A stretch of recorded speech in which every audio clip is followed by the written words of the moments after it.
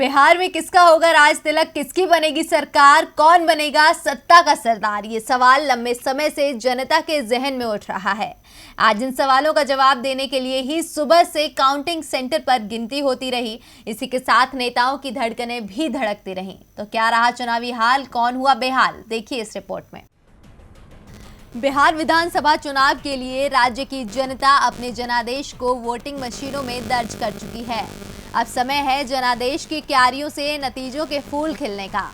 किसके हिस्से में खुशबू है और किसको मिलेंगे कांटे, इसके रुझान तो सामने आ चुके हैं, लेकिन तस्वीर अब भी धुंधली है।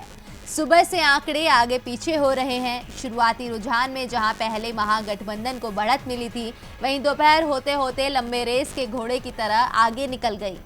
एनडीए के आंकड़े बहुमत के पार जाते दिखे।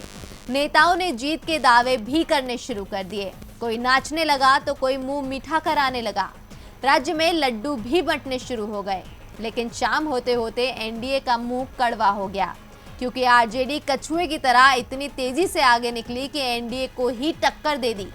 दोनों दलों के बीच जबरदस्त टक्कर हुई। कोई आगे रहा तो कोई पीछे रहा। जितनी तेजी से आंकड़ों ने बढ़ना और घटना शुरू किया, उतनी तेजी से ही नेताओं के दिल भी धड़कते गए। किसी को समझ नहीं आया कि खुशी मनाएं या फिर गम। सांसें थमी की थमी रह गईं। वहीं बीजेपी और आरजेडी में नंबर 1 की लड़ाई भी तेज हो गई। लेकिन इस चुनाव में सबसे ज्यादा नुकसान एलजेपी को हुआ है। पार्टी ने बेहद निराशाजनक प्रदर्शन किया। चिराग नीतीश को रोक पाने में नाकामयाब हो गए। वहीं दूसरी ओर कांग्रेस भी हाशिए पर चली।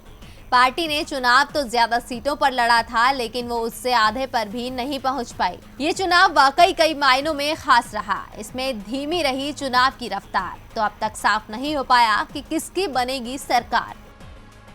डीबी लाइव की रिपोर्ट।